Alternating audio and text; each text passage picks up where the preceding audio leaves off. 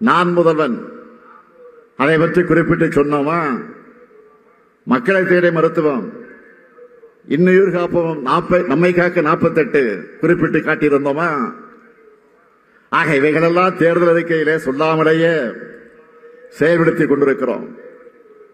நம் அரசு எப்படி இந்தியாவுக்கே முன்னோடி மாநிலமாக செயல்படுதுன்னு ஏராளமான கட்டுரைகளை பத்திரிகைகள் வெளியிடுது, செய்திகள்ல சொல்றாங்க. இன்னும் சொல்லணும்னா ஏராளமான வட இந்திய யூடியூப் சேனல்கள் கூட ரிசர்ச் செஞ்சு ஆய்வு செஞ்சு திராவிட மாடலை பத்தி அவங்க மாநில மக்களுக்கு எடுத்து சொல்லிட்டு இருக்காங்க. ஆனா இது எதுவுமே சிலருக்கு தெரியலன்னு சொல்றதை விட தெரிஞ்சும் மறைக்க விரும்புறாங்க. பொய்களை பரப்புறதும் களங்கம் கற்பிக்கிறதும் காலங்காலமாக அவங்களுடைய அரசியல். கொள்கையற்ற அந்த கூட்டத்துக்கு அதை தாண்டி ஒன்றும் தெரியாது. மலிவான அரசியல் பண்றவங்களுக்கு பதில் சொல்ல வேண்டிய அவசியம் இல்லை என்றாலும் வாக்களிச்ச மக்களான உங்களுக்கு பதில் சொல்ல வேண்டிய பொறுப்பும் கடமையும் எங்களுக்கு உண்டு. அதை நான் உணர்கிறேன். அதனால்தான் நம்முடைய மாண்புமிகு அமைச்சர் ஒருவர் தங்கம் தென்னரசு, கோவை செழியன், எஸ். சிவசங்கர் ஆகிய 3 அமைச்சர்களும் 1 மணி நேரத்திற்கு மேலாக ஊடகங்களை எல்லாம் வரவழைத்து, ஊடக நிருபர்களை எல்லாம் வரவழைத்து நேருக்கு நேராக உட்கார வைத்து அந்த ஊடகங்களுக்கு முன்னாடி மிக தெளிவாக எடுத்து சொன்னார்களே, திமுக வழங்கின 505 தேர்தல் வாக்குறுதிகள் 364 நிறைவேற்றி செயல்பாட்டில் இருக்கு.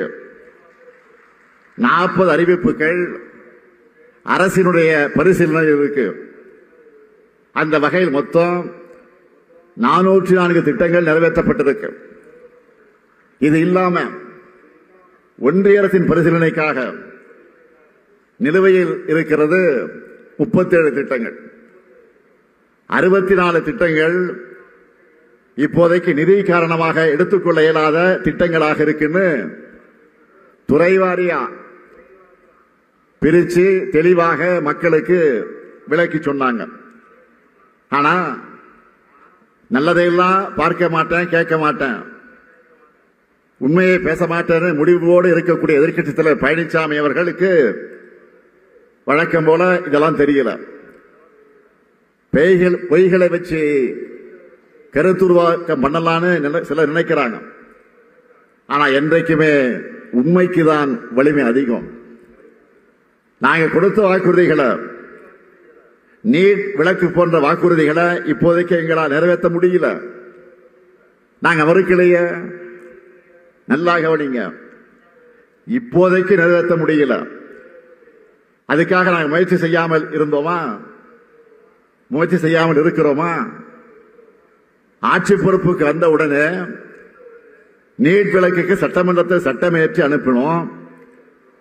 அதை என்ன மாதிரியான சூழ்ச்சிகள் எல்லாம் பண்ணி ஆளுநர் மூலமாக தடுத்தாங்க, இது நாட்டு மக்களுக்கு நல்லா தெரியும். அப்பவும் கடுமையான சட்ட போராட்டம் நடத்தணும். அதிமுக ஆட்சியில் இருந்தப்போ அதை மறைச்சு வச்ச மாதிரி நாடகம் ஆடலையே. அடுத்து நாடாளுமன்ற தேர்தல் வந்ததும் ஒன்றியத்தில் நமக்கு ஆதரவான அரசு அமையும் என்ற நம்பிக்கையோடு போராடணும். தமிழ்நாட்டுடைய உணர்வை புரிஞ்சுக்கிட்டு இந்தியாவினுடைய இளந்தலைவராக இருக்கக்கூடிய மதிப்பிற்குரிய சகோதரர் ராகுல் காந்தி அவர்களும் தமிழ்நாட்டுக்கு நீட் விலக்கு அளிக்கப்படும் உறுதியளித்தார்.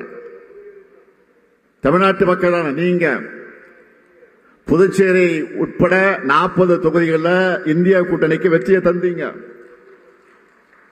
ஆனா ஒன்றியத்தில் பாஜக ஆட்சி அமைஞ்சது. அதுவும் பெரும்பான்மை ஆட்சி கிடையாது, சிலரோட ஆதரவோட மைனாரிட்டி ஆட்சியாகத்தான் அமைச்சிருக்காங்க. நாட்டு மக்களுக்கு எதிரான அவங்களோட ஆட்சி நெடுநாள் நீடிக்காது. நான் உறுதியாக சொல்லுகிறேன், நிச்சயம் ஒரு நாள் நம்முடைய மாநிலத்திற்கான உரிமைகளை காக்கிற ஆட்சி அமையத்தான் போகிறது. அடுத்து வெளிநாட்டு பயணங்களை பற்றியும் முதலீடுகள் பற்றியும் விமர்சிக்கிறார் திருவாளர் பழனிசாமி அவர்கள். தமிழ்நாட்டை விட்டு தொழில் நிறுவனங்கள் ஓடி போக காரணமாக இருந்த பழனிசாமி, இருந்தாலும் அதுக்கு எவ்வளவு முதலீடுகள் வந்திருக்கு, எவ்வளவு வேலைவாய்ப்புகள் உருவாக்கப்பட்டிருக்கு தெளிவாக சொல்லிட்டு தான் இருக்கிறோம். இது எதுவுமே அவருடைய காதுல விழமாட்டேங்குது. 10 ஆண்டுகள் அதிமுக ஆட்சியில கொடுத்த வாக்குறுதிகள், நிறைவேற்ற வாக்குறுதிகள் என்னன்னு அவரால் பட்டியலிட்டு சொல்ல முடியுமா? அதிமுக ஆட்சியுடைய 10 ஆண்டு கால சீர்கட்ட நிர்வாகத்தால தொழில் முதலீட்டாளர்கள் தலைவிரிக்க அண்டை மாநிலங்களுக்கு ஓடுனாங்களா மறக்க முடியுமா? அந்த நிலைமையை அப்படியே தலைகளாக நாம மாற்றி இருக்கிறோம். பழனிசாமி அவர்களும் தான் தன்னுடைய ஆட்சி காலத்தில் முதலீட்டாளர் மாநாடு நடத்தினார். ஒப்பந்தமும் கையெழுத்தானதாக சொன்னாங்க. அதுல பாதி கூட வரலையே. அவரும் வெளிநாடு போனார், முதலீடுகளை ஏற்றுட்டோம் சொன்னார். ஆனா கையெழுத்தாக இருப்பதில் கால்வாசி கூட செயல்பாட்டுக்கு வரல. ஆனா நாம ஆட்சிக்கு வந்ததற்கு பிறகு வெளிநாடுகளுக்கு சென்று ஒப்பந்தம் போட்டதுல 77 விழுக்காடு நிறுவனங்கள் வந்திருக்கு. மீதமுள்ளவையும் தொடங்கக்கூடிய பணியில் இருக்கு. நான் உறுதியோடு சொல்றேன், தமிழ்நாட்டை இந்திய அளவில் இல்ல, தெற்கு ஆசியாவிலேயே முன்னேறிய மாநிலமாக நிச்சயம் உருவாக்கி காட்டுவேன். இதுதான் என்னுடைய உறுதி. அவதூறுகள், பொய்கள், வீண்பழிகள், இதை பற்றியெல்லாம் கவலைப்படக்கூடியவன் நான் அல்ல. 50 வருஷமா அதையெல்லாம் பார்த்துட்டு தான் இன்னைக்கு இந்த இடத்துல உங்க முன்னாடி நிற்கிறேன். 2026 தேர்தலை நிச்சயம் வெற்றி பெறுவோம்.